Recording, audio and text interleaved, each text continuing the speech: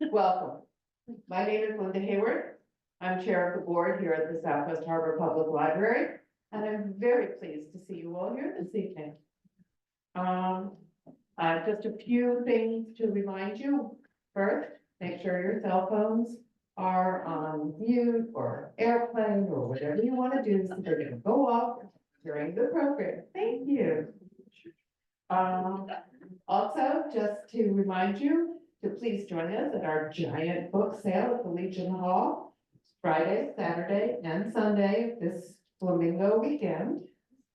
If any of you have strong backs, we could use help tomorrow morning at 9 o'clock, unloading the truck from the storage facility where we have an ungodly number of books coming in boxes.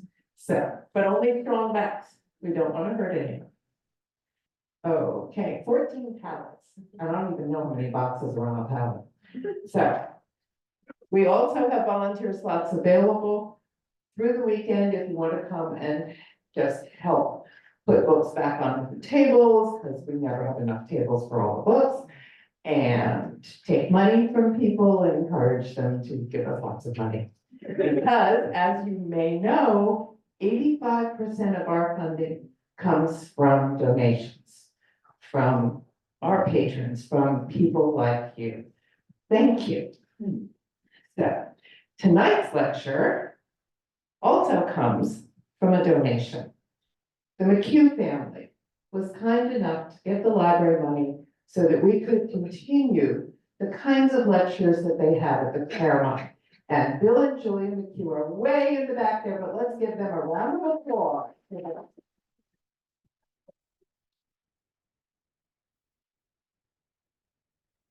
There will be a reception. Could you stand right there, like here? That would be great. Better. There you go. Thank you. Okay. I was about to introduce Kate Pickup. She is our tech person. She will be handling questions that come in from the people online, because we have all of you, plus another 30 or so online attending this program tonight. So during questions and answers, she'll do that. And Jim Casey will be taking this microphone around to you here, so we make sure everything gets recorded properly. So that's why we want to use the mic for the questions. Now, why we're here, I'm delighted to introduce the McCue speaker for this year, local summer resident Theda Skocpol. She is the Victor S. Thomas Professor of Government and Sociology at Harvard University. At Harvard, she has served as the Dean of the Graduate School of Arts and Sciences and as the Director of the Center for American Political Studies. Her work covers an unusually broad spectrum of topics, including both comparative politics, as in states and social revolutions, and American politics, protecting soldiers and mothers, the political origins of social policy in the United States, just generally focusing on US social policy and civic engagement in American democracy, including changes since the 1960s. But that's not what she's talking about tonight. Tonight is her new topic that she has got herself involved with, and I'm going to let her tell us about that. So please welcome Theda Skocpol.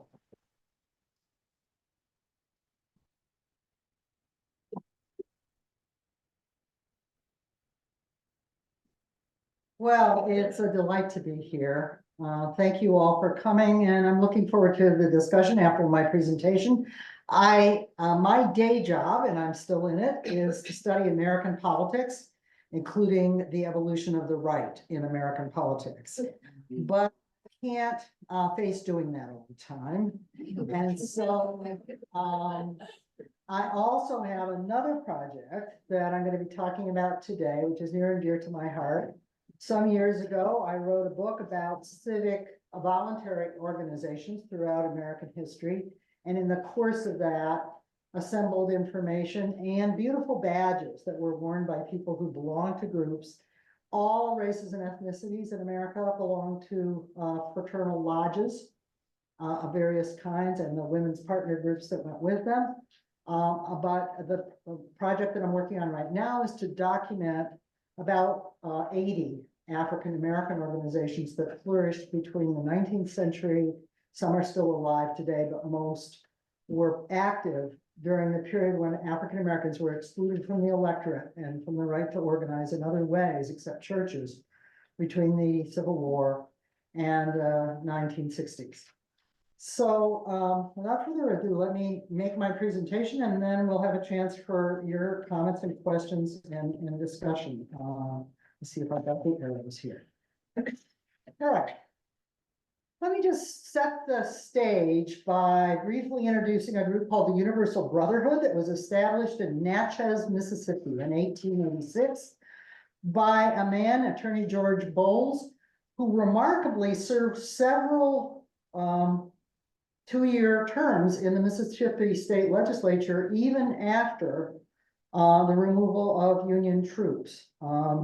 He was so effective as a politician at crossing racial lines in Natchez that he was elected until the time that white suppression turned absolutely violent and he stepped back. He founded, among other groups, the Universal Brotherhood, which admitted both men and women, as you can see on the badge, to care for the sick and destitute, bury its dead, and aid members in benevolence. So 5 years after George Bowles died, in 1899, the violent white supremacist James Vardaman became governor of Mississippi. He took the radical step, even among segregationist whites at the time, of saying that he would not approve the chartering of any more African-American fraternal lodge groups.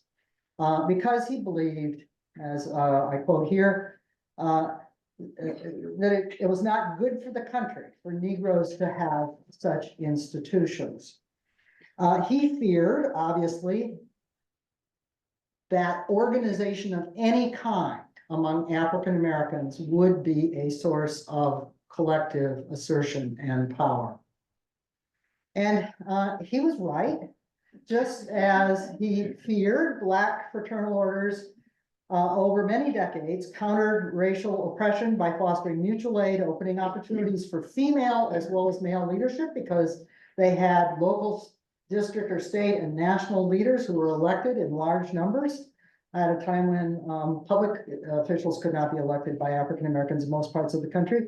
And they pushed back against segregation and disenfranchisement. Now, I just want to stress that the kind of groups I'm talking about here today are not the same as another important set of groups, which would be college fraternities and sororities that grew up among African Americans, often in the Black colleges. So I'm not talking about them. I'm talking about groups that recruited people from ordinary laborers, often illiterate housemaids, all the way up through whatever African American professionals there would be in. Like all of these groups in classic American civic life, they cross lines of occupation and class in a way that we simply don't see in America in any groups very much anymore. And so my colleagues and I wrote a 2006 book that documented as many of these groups as we could, but I've since gone back to the project because I have over 200 ribbon badges from African American groups, and because I've discovered much more information in the old newspapers that are now available online easily through Ancestry.com and other sources. So I'm going to describe briefly today the largest groups, then some smaller ones that you might not even have heard of if you know a little bit about this area, and I'll conclude by talking about African American Odd Fellows in Maine, for which I have badges that I miraculously found, and you need to go and look at them after that. Let me just orient us by saying there are two major types of African American fraternal orders.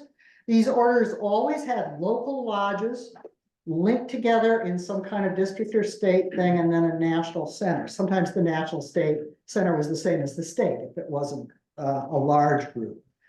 But the two types included orders distinctive to African Americans. And I've named a few of them here. I'll talk about a couple of them. They often were built around biblical stories and biblical names and themes.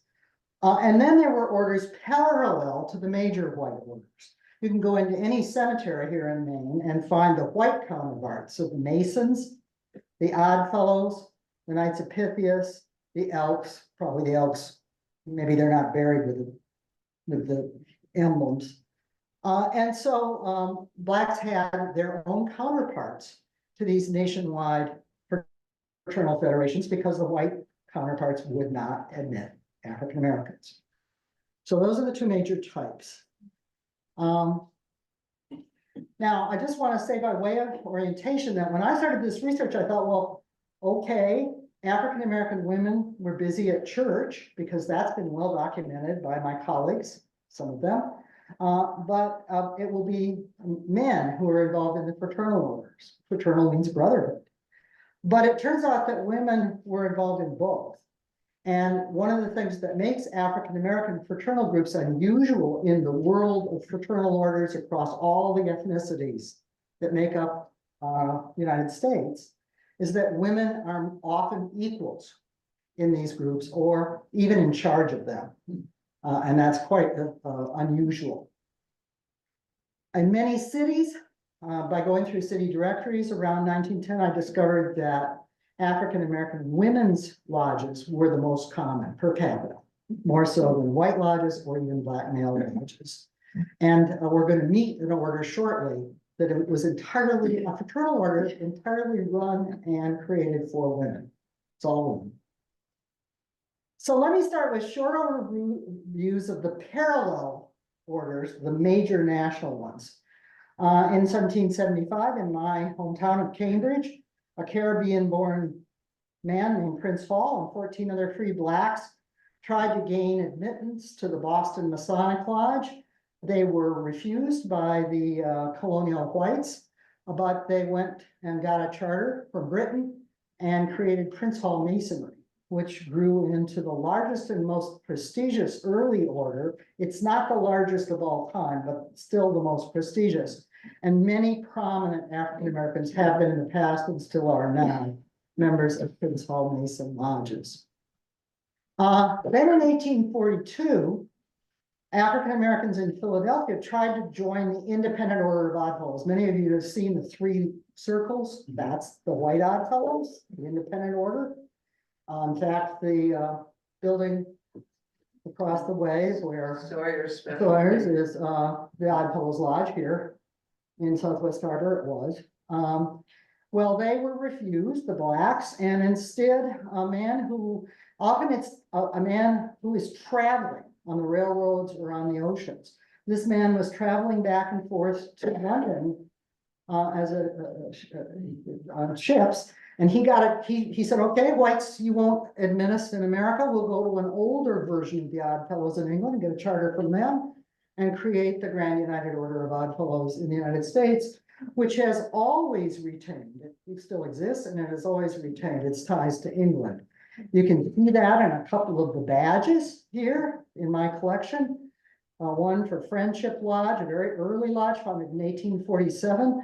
Another magnificent, magnificent badge from Malden, Massachusetts. And you can see the crossed American and British flags there, indicating their enduring tie to the English order. The Grand United Order of Oddfellows is the largest and most powerful African-American group historically. It was the largest. 1 in 10 African-American men belonged to it. And it had magnificent headquarters buildings in places like Philadelphia and Atlanta. And it had headquarters in tiny rural communities like that one in Giotto, West Virginia, in the coal fields. Women in the African-American Oddfellows were part of the household of Ruth. And obviously the household of Ruth is based on the Ruth and Naomi story in the Bible. And the badges have these beautiful medallions telling the story. Moving quickly, the second largest of the nationwide parallel African-American groups are Knights of Pythias. They aren't just called the Knights of Pythias like the whites, they're called the Knights of Pythias of North America, South America, Europe, Asia, Africa, and Australia, or the alphabet Knights of Pythias for short. You can see that they peaked around 1915 with 108,000 members and almost 4,000 lodges. They may even have become bigger than that in the 1920s. And then finally, the most important parallel group in the 20th century, once again, doing better than the whites, not just the benevolent and protective order of Elks, but the improved benevolent and protective order of Elks of the world. Unless you think world doesn't mean anything, these African-American orders stretch into the Caribbean and to Liberia and often into Central and South America. So this order was founded when a Pullman porter, once again, that travel thing, found a white ritual from the Benevolent and Protective Order of Elks left behind on one of the trains he was working on. And the Black Elks discovered that the whites had not copyrighted their ritual, so they took out a copyright on their ritual, which is very similar, which was, by the way, defended all the way up to the Supreme Court, their right to do that. But Mr. Riggs had to quit his job because he was attacked and almost killed for taking the ritual that was left behind. Now, I'm not going to say anything more about these large orders until the very end when I tell you about the Black Oddfellows in Maine.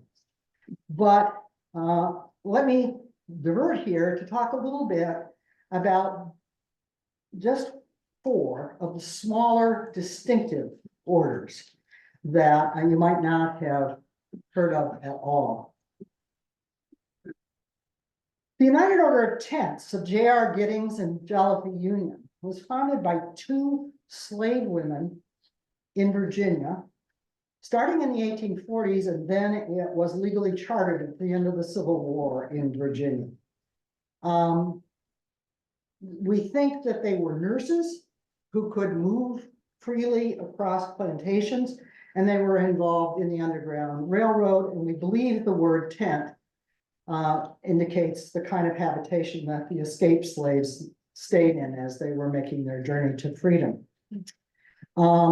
We only have a picture of Annetta Lane. We don't have a picture or much information of Harriet Taylor. Who were J.R. Giddings and Jolliffe Union?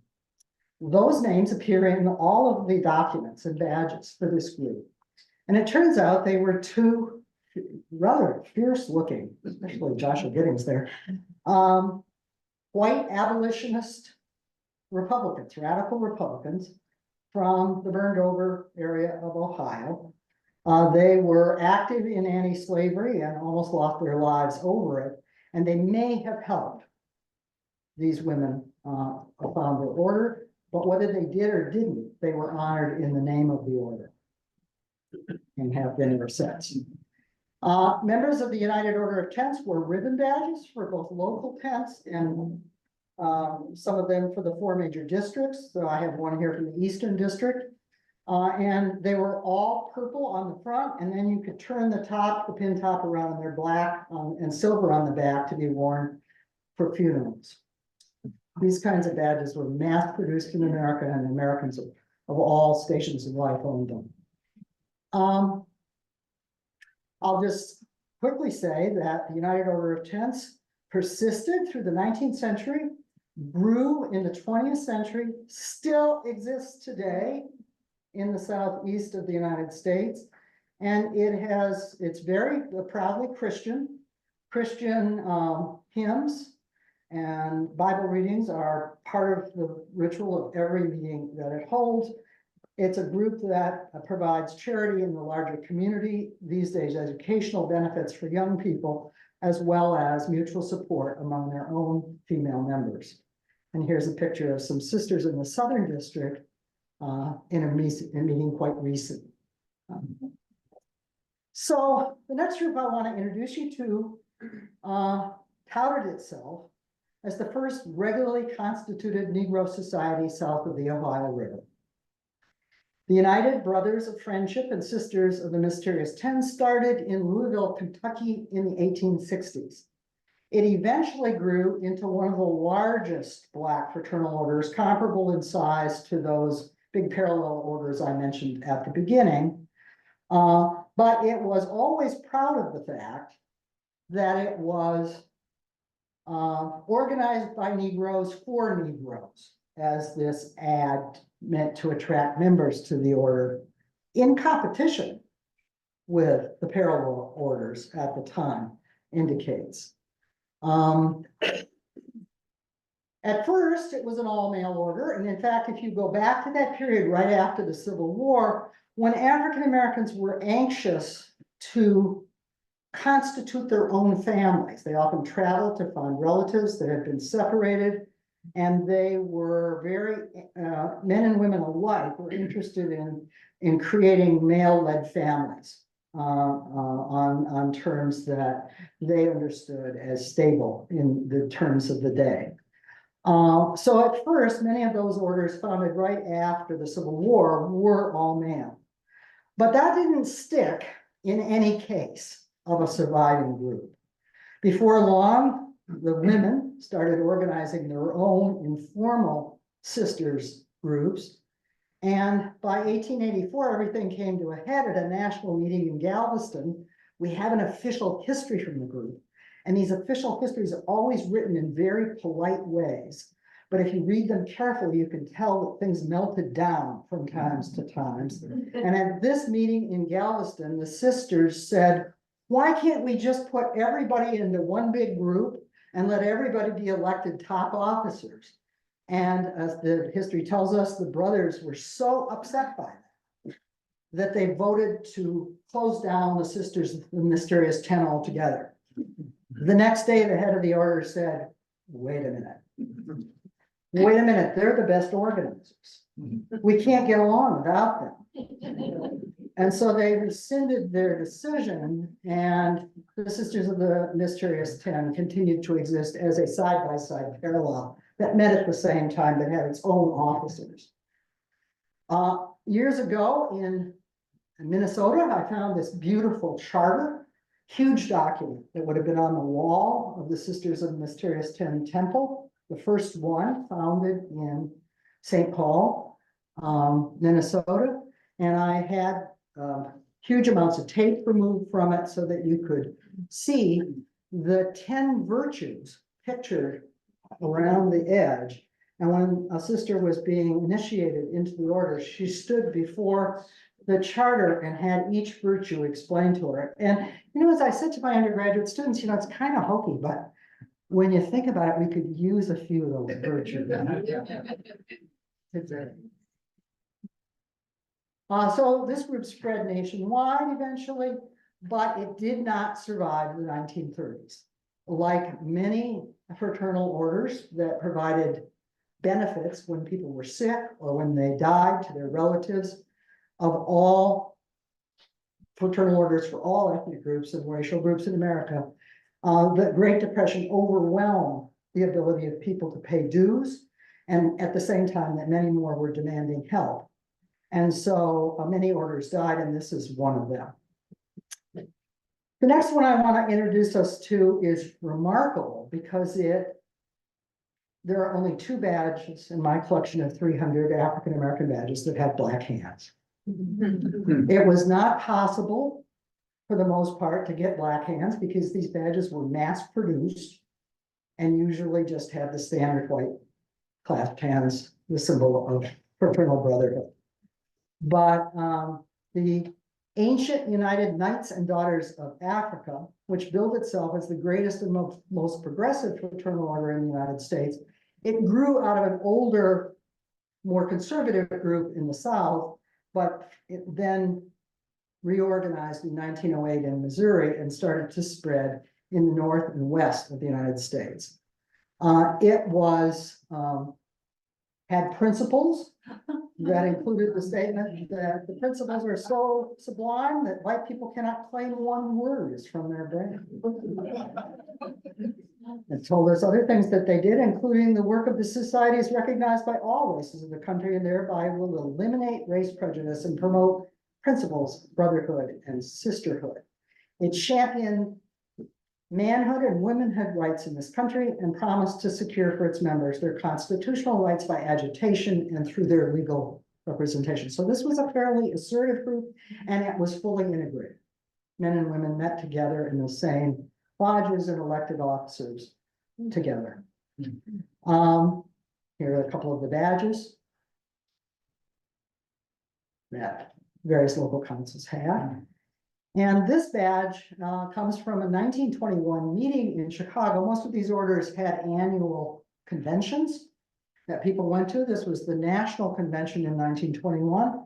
And it's remarkable because the newspaper reproduced the speech given by the head of the order in total. And he actually criticized the home city. Usually when a fraternal order of white, black, any group met in a city, it was all kumbaya. I mean, the mayors came out and spoke to black orders as well as white. Because guess what? It brought a lot of money. It's like having the Super Bowl in your city. And so in turn, the heads of the orders always said nice things about the city. But on this occasion, we know that as racial codes were being imposed in the North and lynching was spreading from the South to nationwide, the head of the order criticized the city of Chicago for putting up with some of that in his speech that year. His address is reproduced if anybody wants to read it later. I'm leaving the slides behind. This order also was battered by the Great Depression, but appears to have survived it barely. However, it was much smaller, and we don't find much trace of it after the 1930s. The final order I want to mention before I get to Maine is the Knights of Peter Claver and its Ladies Auxiliary. Now, strictly speaking, this is a parallel order, although a smaller one, because what it is the Order for Black Catholics in the United States. Now, when I went to Minnesota to speak about this, my colleague Larry Jacobs made sure that the local Knights and Ladies of Peter Claver were invited to the occasion. And there were some ladies in the audience beaming at every word I had to say about their order. Obviously, the Catholic Church in principle believed that Blacks should be able to join the Knights of Columbus. But in practice, down at the level of local parishes, the congregants and the priests would not accept African Americans. So in 1909, in Mobile, Alabama, a group of whites and blacks formed the Knights of Peter Claver. Peter Claver was a Jesuit in Columbia in I believe late 15s, early 1600s. He would meet the slave ships at the shore and provide people with food and water. And he was a fierce anti-slavery champion. And so the order is named after him. It started in Mobile. That's one of the parade banners. That's the church where they were founded. They spread first along the southern rim of the United States, and then they started to spread nationally in the 1930s and 1940s. I happened in my travels to have found a wonderful set of badges and from groups in New Orleans, and then pictures of the 1948 convention, which was one of the first Knights of Peter Claver and Ladies conventions held in the United States outside the South and border South.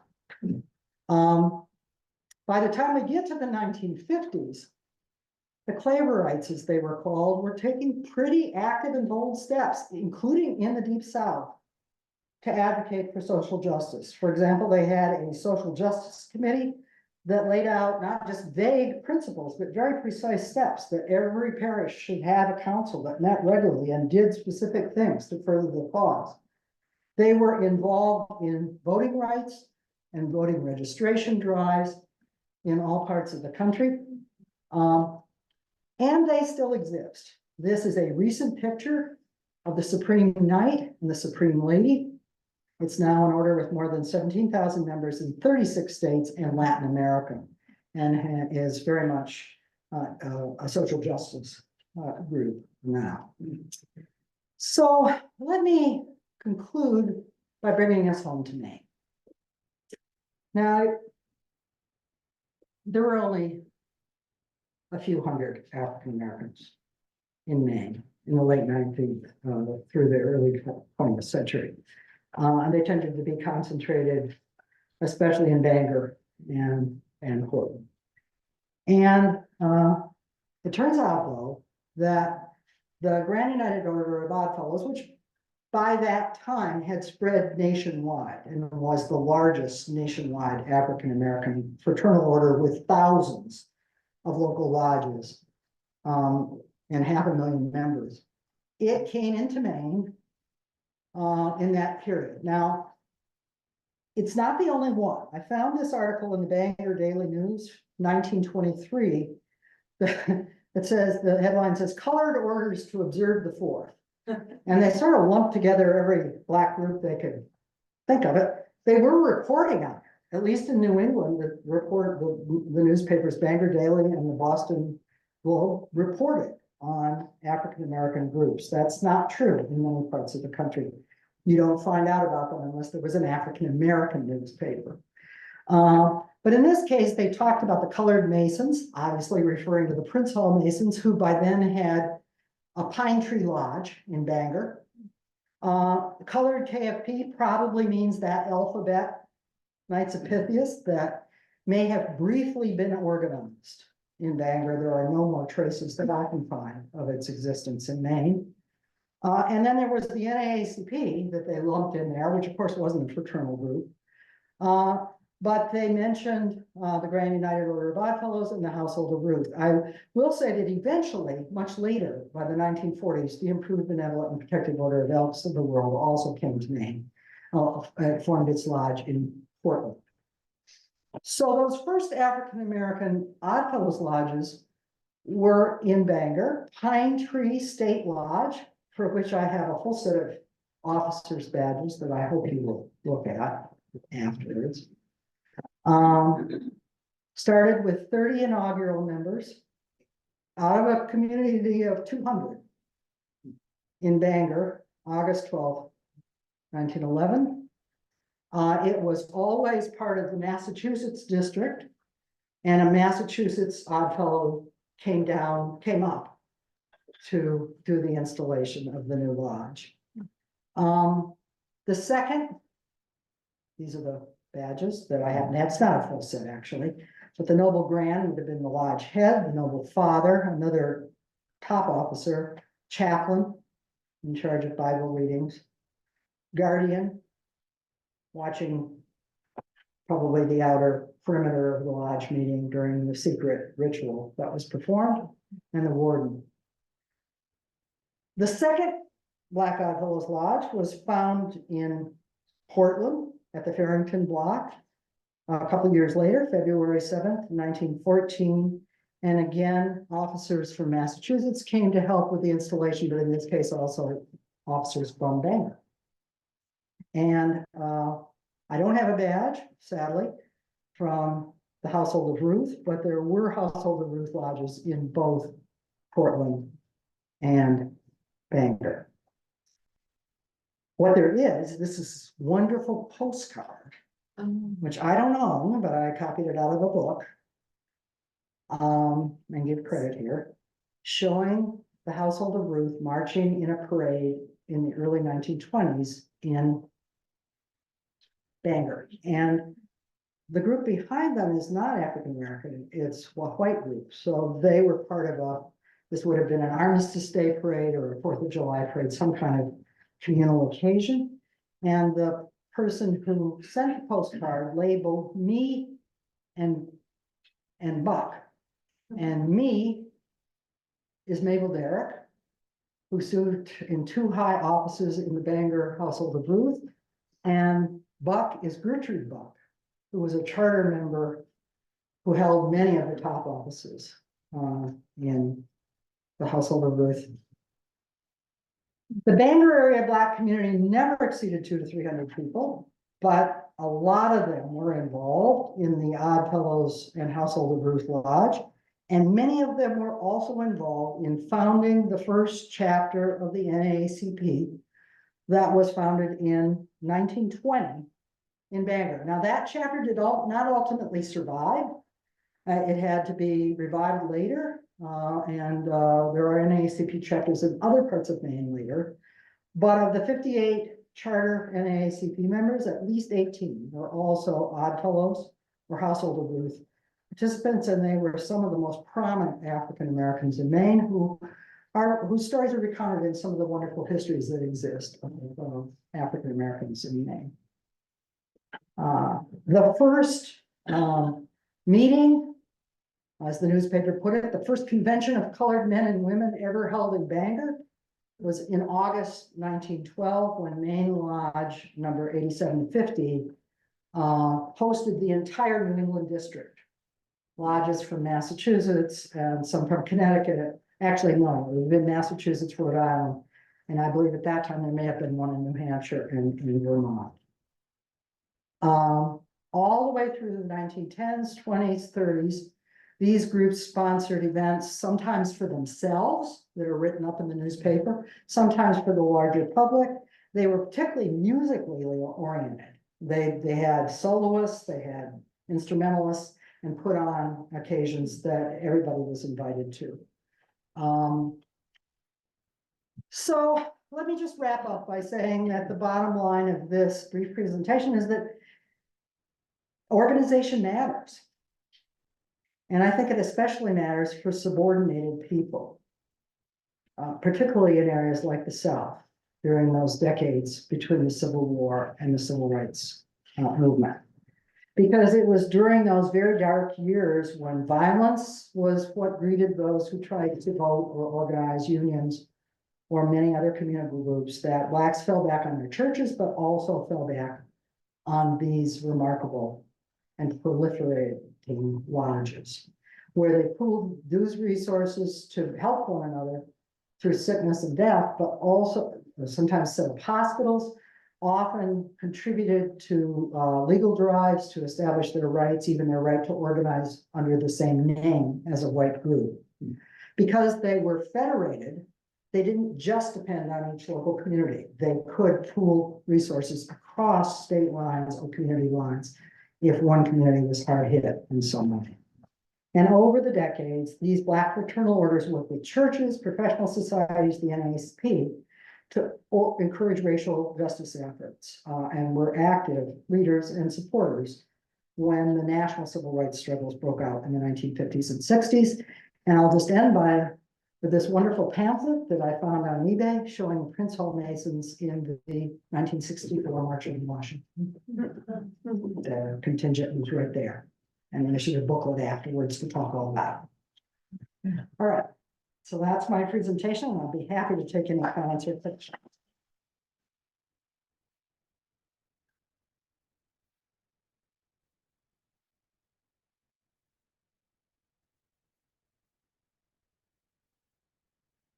Introduce yourself, please. Yeah, I'm curious as to whether, as a rule, people would join one organization exclusively, or whether there was crossover and, how that worked. They joined a lot if they could, particularly prominent people in the community. If you go back and look at the compendia of African-American professionals, their bios, for example, you'll see that they're members of multiple orders. It's not at all uncommon for somebody to have been in the Prince Hall Masons, the Odd Fellows, the Knights of Pythias, and then one or two smaller, more regional or local orders. So, and in their churches and in the NAACP, once the NAACP was around. So now, I'm not going to say that, for example, an illiterate or barely literate laborer or housemaid, and they, whenever I can find biographical information, I dig that up, absolutely.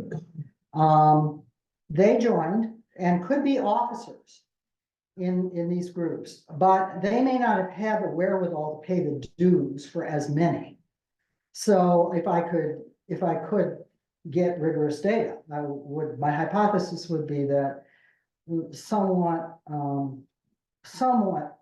higher income people, we're not talking about high incomes, but somewhat higher income people were the multiple joiners a little more often. But I have found bios of people who you can see in their daily life, they are a laborer, they are a housemaid, and in their civic life, they are the head of an order, traveling around the place, organizing things. I found a bio of one woman in the South who taught herself to read and write and then founded an order in Louisiana, and that she left for the rest of her life. So one of the things I think one can conclude, and this was true for all Americans at this time, and this is not a completely different thing, but it may have been especially important for African Americans because it provided a place where people could exercise organizational and leadership skills that they were barred from exercising in other spheres. Dr. Backer.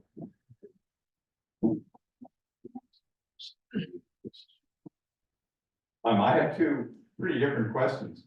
The first is just historically, I think you maybe suggested, but not exactly alluded to, the relationship in time between the rise of the Ku Klux Klan in the South and the rise of these organizations. So I'll give you both questions at once and then you can answer them one by one. But the other is you teased the subject, which I think everybody in this room really would like to know about, which are, what are some of those virtues that would be well to be conservative at? Okay, well, we can go back to that slide. That's an easy one. We'll go into that. Yeah. But look, the Ku Klux Klan, of course, was, here in Maine, it was mainly anti-Catholic. I mean, what the Ku Klux Klan was worked up about the most were French Canadians. I also have a magnificent set of French Canadian badges, so invite me back next year. But in the South, of course, the Ku Klux Klan, the first Ku Klux Klan, was very active in the driving of African Americans out of the Republican Party, punishing whites who thought that they, like General Howard, who thought that there should be a multiracial democracy. And sometimes they would attack these groups. If you, and the newspaper coverage is pretty sparse right there back in the 1860s and 70s, but sometimes you find these early orders, particularly the distinctive African-American ones, being organized and being accused by local whites of being a conspiracy. And of course you saw Governor Vardaman. He thought any form of organization among these people was dangerous to us. It's just like slavery. He was in a state where the majority were African American at that time, and they had been voting and electing people to, as long as the Union troops were there, they were asserting their citizenship rights. So in some ways you could see these groups as an alternative to that, and that's what I've suggested over the long run they turned into. But they were also seen sometimes with great uneasiness. And all of those parallel groups that I described were the subject of laws passed in many southern and northern states to forbid the Black groups from using rituals and names that resembled the white names. Nobody went after the Prince Hall Masons, I guess because they were so old. But they went after the Alphabet Knights of Pythias. They went after the Elks. I mentioned that after the man found the Elks ritual, the white Elks ritual. And they went after the Black Redmen. The Improved Order of Redmen is a white group that's nativist and racist, and there were Black Redmen too. Blacks felt that they should be able to organize anything the whites organized. And sometimes state legislatures in states where Blacks could not vote, they passed laws that said you can't wear the pins, you can't use the rituals, you can't use a name. Sometimes that worked, but in the case of the Knights of Pythias, they pooled their resources across the Federation and took the case all the way to the Supreme Court. And the first lawyers who won cases at the Supreme Court that then went on to become NAACP lawyers in the civil rights movement, won that case in the Supreme Court. Supreme Court ultimately said, you can't forbid them from using a similar name. So it was a triumph of organization, of determination, of use of the American legal system, in that case, to overrule state legislatures that were passing these, what were called emblem laws. They were called emblem laws. The virtues. The virtues. All right, so the virtues are, if we go from, let's go from that across the top, peace, patience, fidelity. These are all illustrated with classic pictures. Justice, mercy, truth, purity, charity, temperance, and honor. I think, let's put those on the walls. Of all of them. One of the things that I was so hoping Joe Biden would say at that debate was, let's have a 10 Commandments test for presidential candidates first.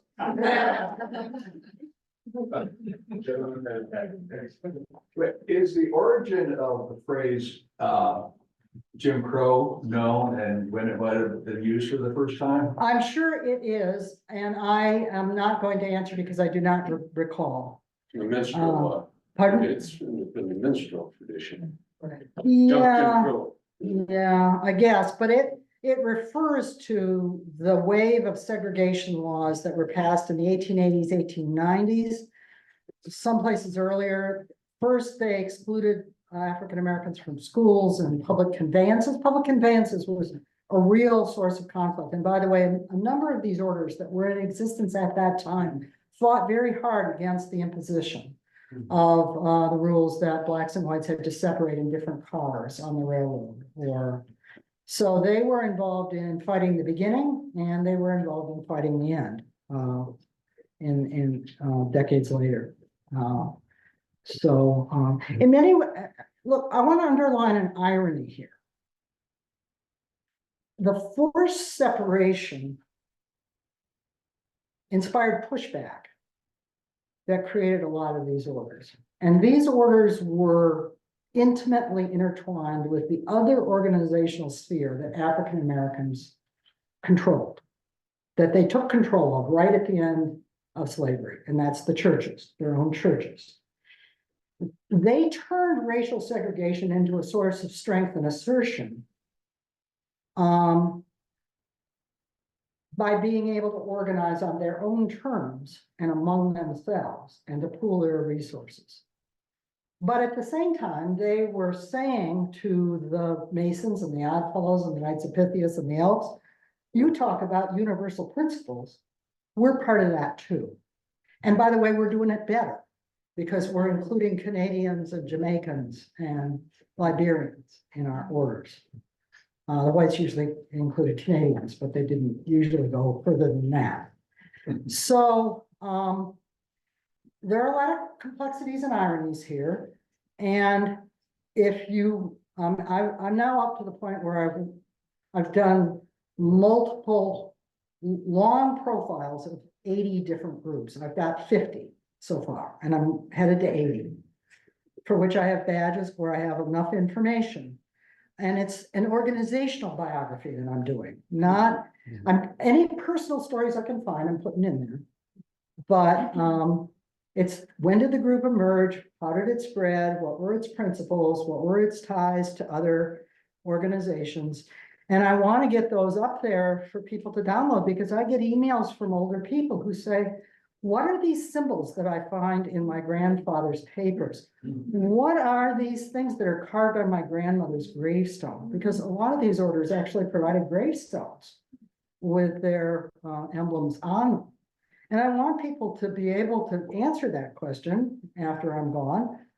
I also want them to say the things that they find, because it's really hard to document many of these orders. It turns out that for many years, every time I was invited to speak at a college anywhere in the United States, I said yes, people would be so startled. Why does she want to go to rural Arkansas? Why is she not charging an honorarium to come to? Well, that's because I went out there and I searched in every antique mall I could find. And I now have 3,000 ribbon badges of a kind I'll never be able to. And a lot of the southern ones were found on my trips to Virginia or West Virginia. Now I depend on them appearing on the internet because they're just not there. But I also buy piles of paper from these groups. If there's a ritual or a constitution or, and in the case of that Grand United Order of Tents that I showed you, well, when I stopped being a dean and dug out the stuff from my files, it turned out I had a pile of things from a woman in Pennsylvania. And my husband, Bill, who's a retired physicist and very good with looking up people on Ancestry, the woman had signed her name in the ritual. Nobody's got those things. There are no university libraries with those things. But I had the pile of things this woman had kept and her daughter probably had sent to the antique mall. Along those lines, I've got a question from someone else. And we looked her up. She was, I think, a homemaker married to a laborer who was a Union Civil War veteran living in Pennsylvania all her life. And she was the head of her local tent. And she had kept this pile of things. Well, that's what we gotta have in order to document what these groups were all about. So there's an archivist online who had the privilege to process Maggie Lena Walker's business records, Absolutely. the records of the Independent Order of St. Luke. Yep. And she was noticing that when she was working with death record ledgers, she was shocked to see and sobered to see how many deaths were due to lynching, murder, or legal execution. Yeah. And to your point earlier, when I visited the local Black cemetery, I was struck by the importance of members citing all their fraternals on the gravestones, which must have been expensive. And Maggie Walker's home and work can be visited in Richmond as it's a National Historic Site. Yeah, I will have to say that I want to compliment her because the Independent Order of St. Luke is one of the best documented. Maggie Lena Walker was a member of multiple orders. I'm just doing a very tiny one that's so obscure. All I have are a few newspaper articles, and I wonder if she knows it's the Supreme United Order of Baltimore Union, which was a Virginia order, and I have no idea why they named themselves Baltimore Union. I think, I don't know whether she was involved with that. I'm forgetting. It was Emma Kelly, who's a leader of the Daughter Elks. But the Virginia orders are the best document, and the state of Virginia, as well as Richmond, is wonderful about having saved things and making them available to scholars. So thank you. Excellent. There's also a question, are any of these organizations current? Oh, yes, yes. The Grand United Order of Oddfellows still exists. That headquarters building in Philadelphia is still there. There are a group of brothers that are putting together a museum in upstate New York, collecting various items. They still meet. The Prince Hall Masons is most certainly a going concern, and so are the Black Elks and the Daughter Elks. The tents, as I pointed out, are still going. Many of these smaller orders that I'm documenting do not still exist. They were gone by usually the 30s or 40s. Is any of this material in the DC African American Museum? It should be. My aspiration is to document everything I have and then find a place that will keep these things together. And we'll do something that archives don't often do, which is to integrate the badges with the paper items that explain what they're about. So that's what my scholarly project is, to tell the stories as best I can. And then have that available to go live somewhere. And if the African American Museum wants it, it'll get it. But if it doesn't want it, somebody else will get it. One more It question. won't be hard. Were there youth components to these Yes, lectures? all of them. All of them that lasted long enough, especially into the 20th century, had children's groups that were usually supervised by women in the order. And, you know, often were quite important and sometimes had their own badges. Do their own badges. Yeah.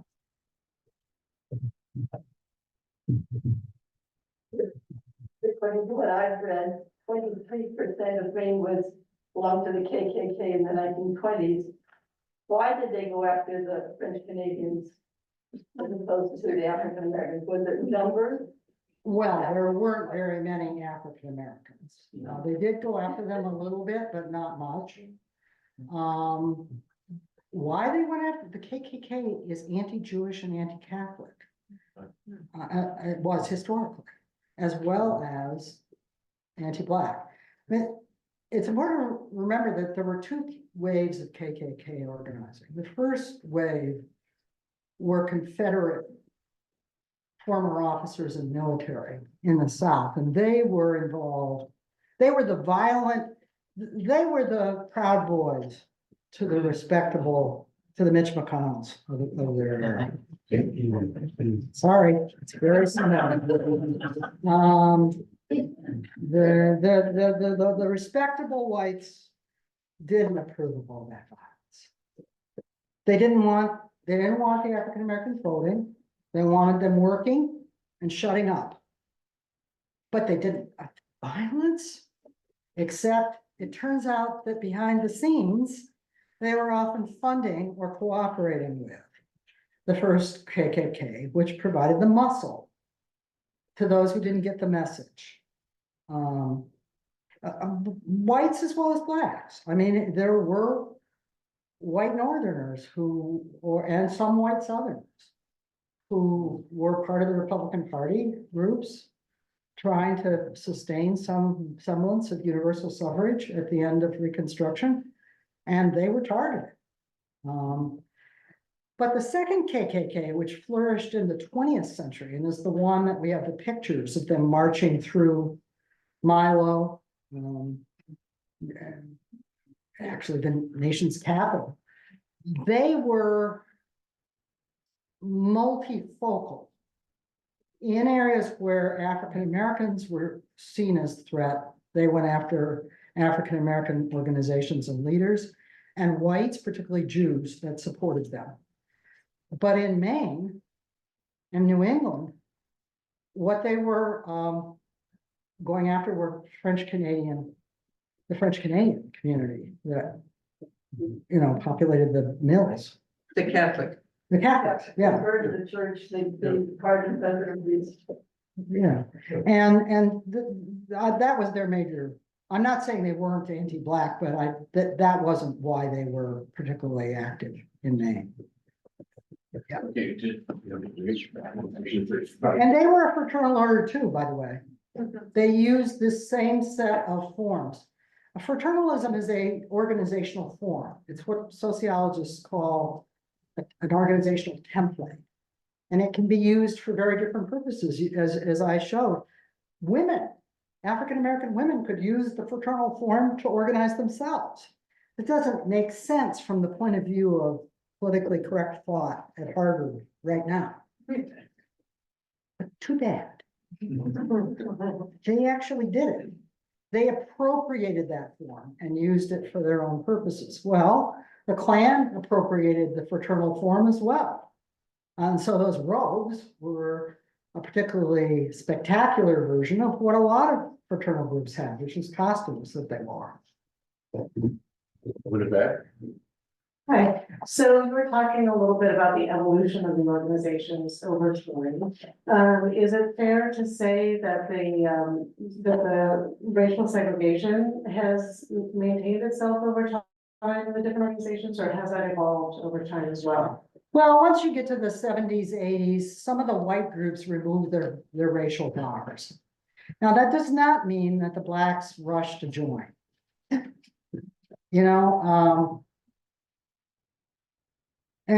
This is something that I'm going to teach a course on this next spring, and if some undergraduate wants to look into this, I think it'd be very interesting.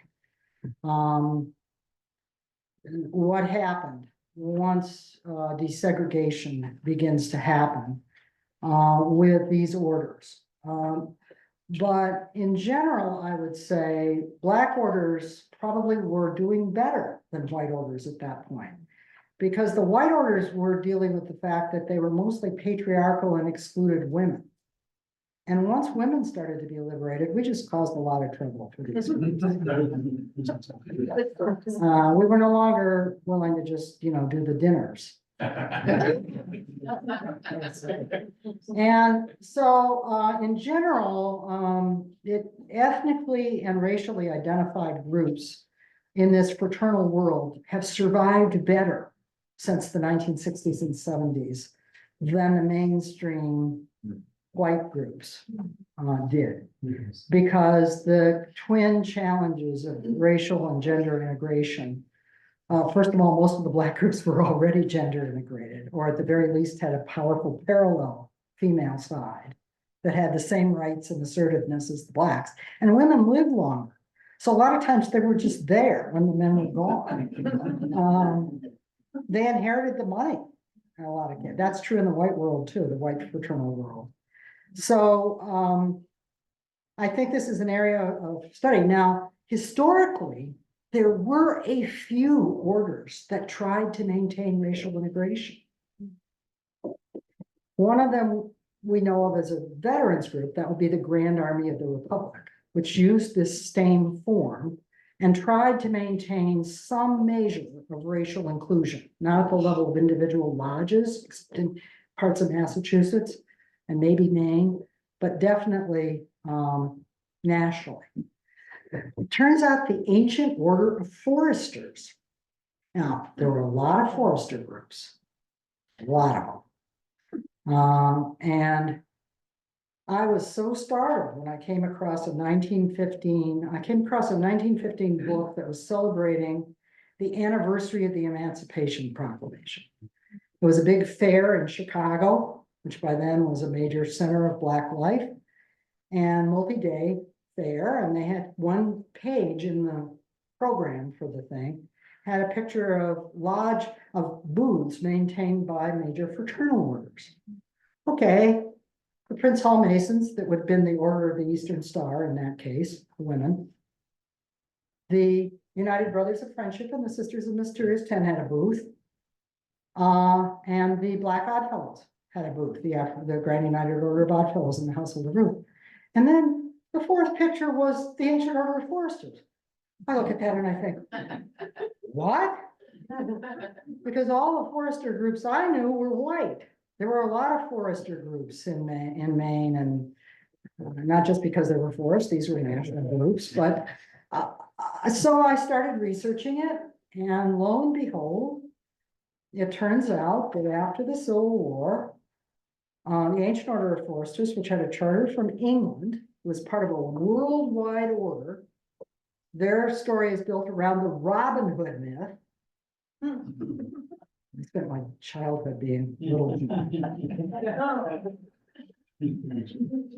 And because Britain was a worldwide empire by the time of the US Civil War, and because a lot of the Ancient Order of Forester lodges were in places like India or South Africa, well, India really was the big one, but they were in places with populations of color. And they had members, dues-paying members of color. So they didn't want to be all white, and they said, foresters can be any class and station and color, and we're not having a color bar. But guess who was pressing them to have a color bar? The US Ancient Order of Foresters. It went berserk because about 4 lodges were founded, one in New Orleans, and some in Boston.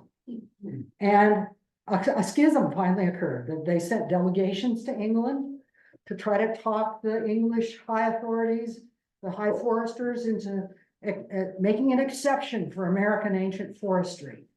And again, by the way, the Boston foresters sent an Irishman who was in favor of maintaining racial integration. They sent an Irishman to England to argue, don't listen to these other guys from Chicago. And in the end, the English authorities refused to accept the idea of racial integration in the Ancient Order of Foresters, and there was a schism. The Ancient Order of Foresters broke off, Ancient Order of Foresters of America broke off from the older order and became all white. But a smaller ancient order of foresters persisted, maybe even to the present day. They persisted in Boston, in Buffalo, in California, and in Hawaii. And they maintained full racial integration all that time. And the Boston people set it all off in the first place by admitting an African American who had served in the Civil War.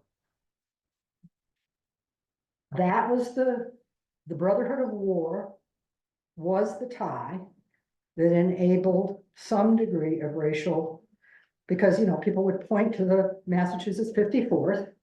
I would say they died, they fought, they were our brothers.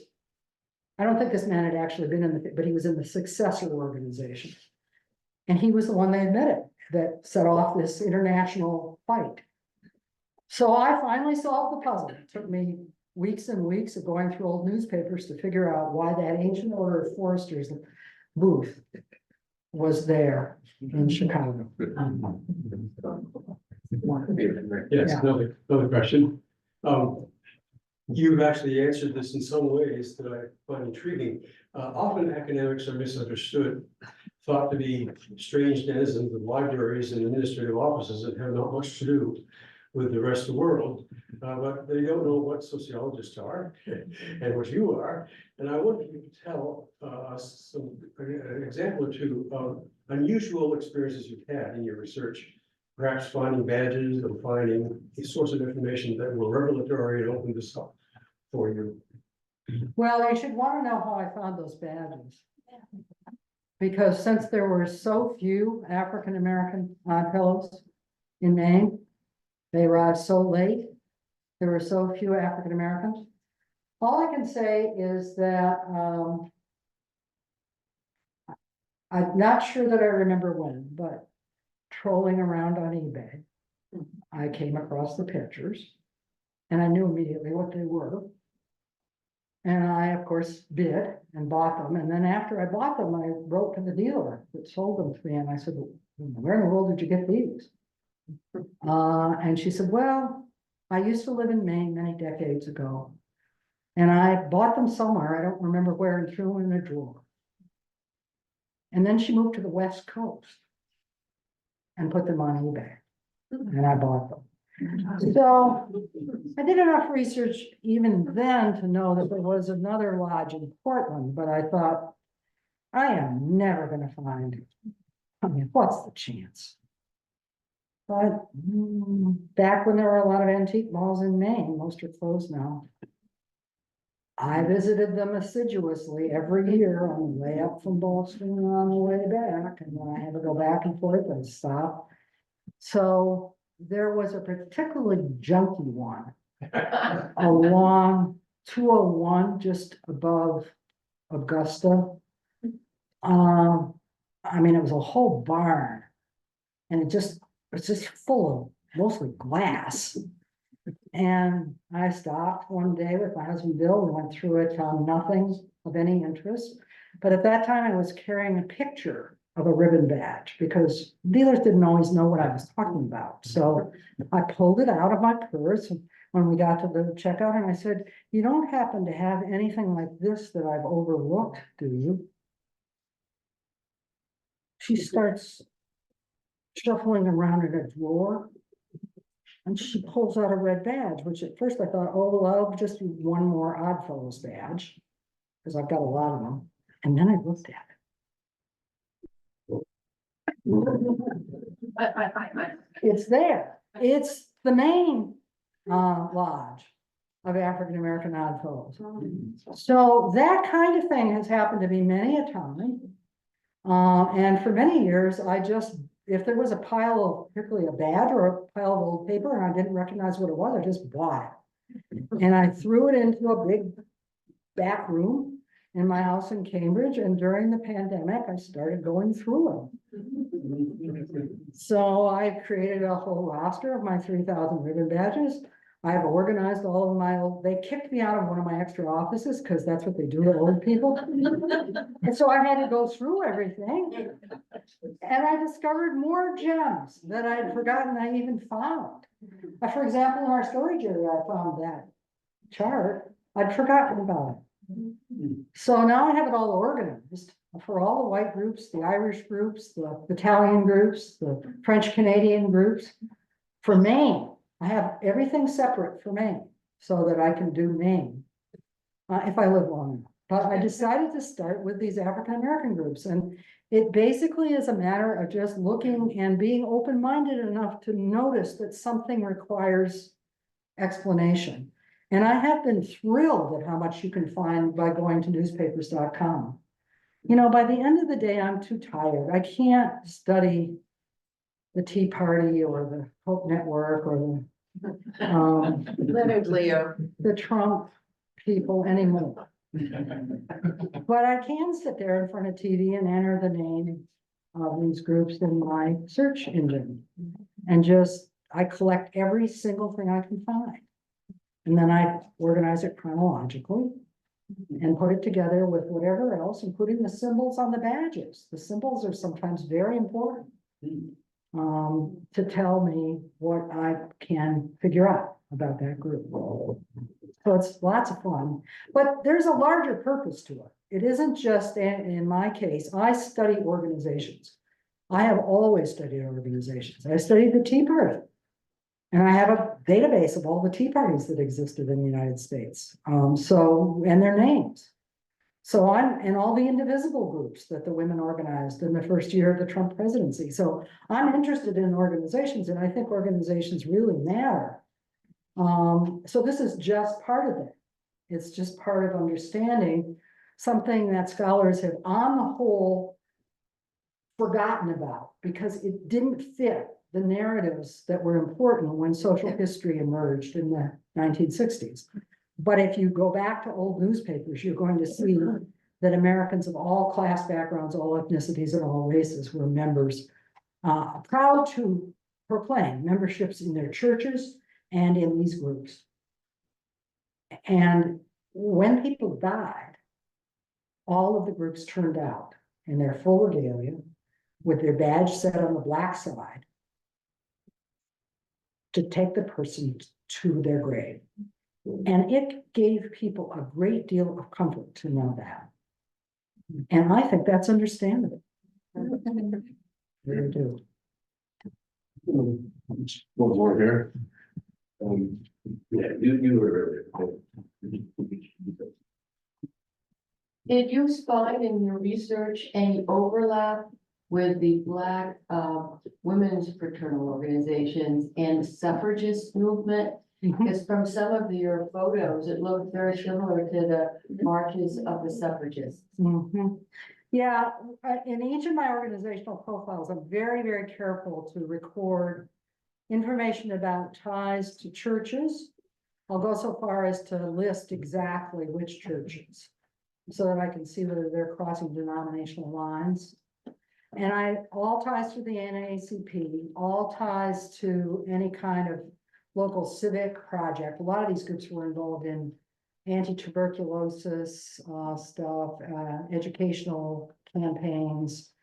But I'm trying to remember, just this week I found a tie to suffragism. Which group was it?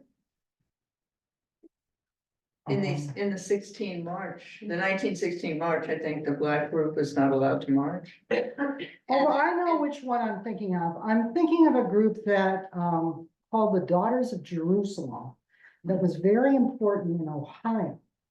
And it turns out that in Dayton, Ohio, not other cities in Ohio, but in Dayton, suffragism crossed racial boundaries. It's important to keep in mind that America was organized around medium-sized cities in the era that I'm talking. And things that we think are universally true, they could vary. I mean, that guy who organized the Universal Brotherhood in Natchez, he was in a part of Mississippi that remained racially cooperative longer than other parts as darkness descended upon the state. And in Ohio, most of the suffragists, like most of the suffragist organizations run by whites, did not really reach out to African Americans, but in Dayton they did. And it turns out that this Daughters of Jerusalem group, which is very powerful in Dayton, there's information about them participating. So ties to suffragism, I always look at, because African-American women not only were in fully integrated lodges in many cases, a lot of the groups are gender integrated. As you move through time, the ones founded right after the Civil War tended to be all male and then add a female partner. But as you move through time, they're gender integrated. Or the female partner is so powerful that it's not really a partner much anymore. It's kind of the boss. That was the daughter Elks. And so you see that, that's very characteristic of African-American groups. And so looking for ties to suffragism is one of the things I do. Now, I'm dependent on what's in the newspaper. Unless I find some kind of internal document or an internal history. And sometimes I do, but usually not. So I have to piece together whatever clues can be found. But part of the idea of piecing together the clues and making it available is other people will then add to it later because more things will turn up. They surface. And there's probably some stuff out there in local archives that, hasn't been connected up. Back here. I'm wondering if your research extends also to other kinds of social organizations.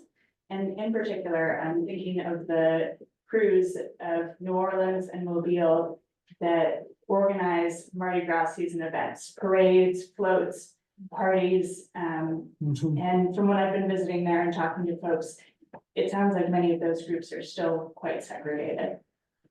Yeah, and some of them were probably tied to some of these Southern fraternal orders. I have to do a lot more work on the Brothers and Sisters of Love and Charity, which it turns out had some of these things are really clusters. The same story or the same title will be used by different variants. And there was a powerful Brothers and Sisters of Love and Charity African-American order that had a real presence in Louisiana. And my guess is they would have been running some of these kinds of things in the past. Where they are now, I don't know. Oh, I gotta tell the best story. Okay, almost forgot. So, trying to avoid Trump, I worked on the Knights of Wise Men. Now, the Knights of Wise Men have several different versions.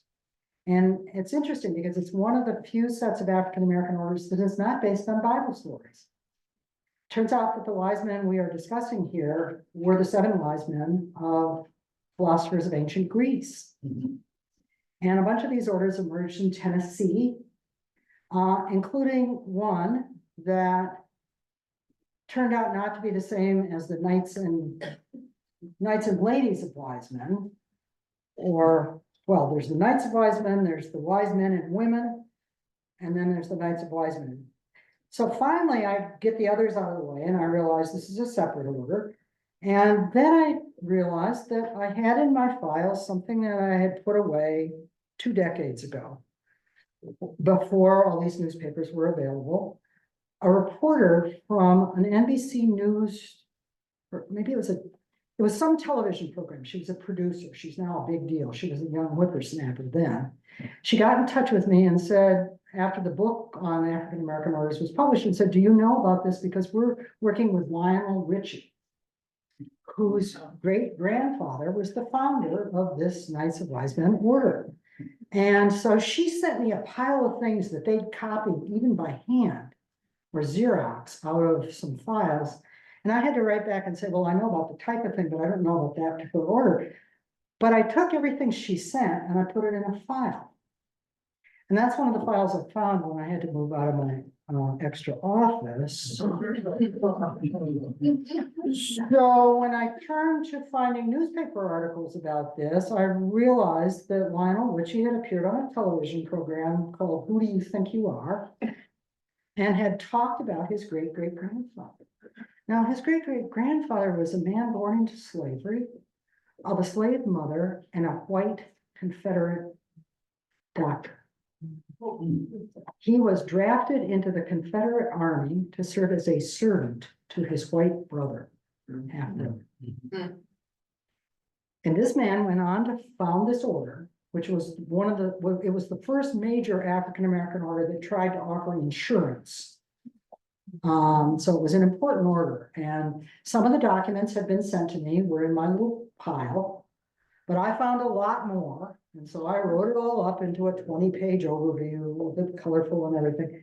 And I thought to myself, well, Lionel Richie's gonna be interested in this. Well, how do you get in touch with Lionel Richie?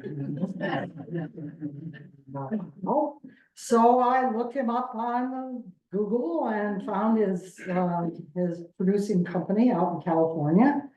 And found their email, and I sent my beautiful 20-page PowerPoint about the Knights of the Wise Men, using the material that he had sent to me, but also a lot more. I found much more about his great-great-grandfather.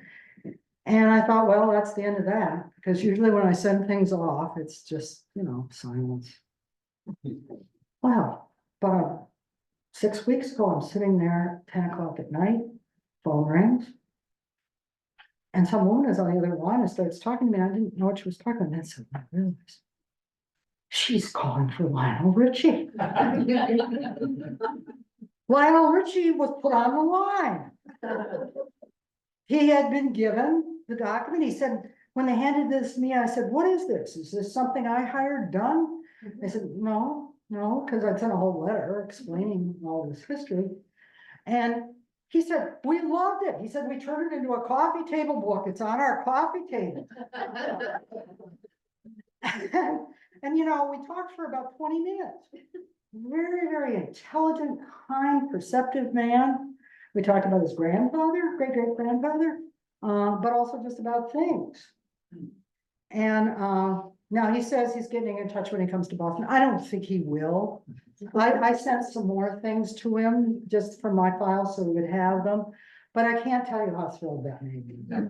And it really was a great story to tell at the diner the next morning. And did that impress people? I have to tell you, they could care less about some of these other things, but that.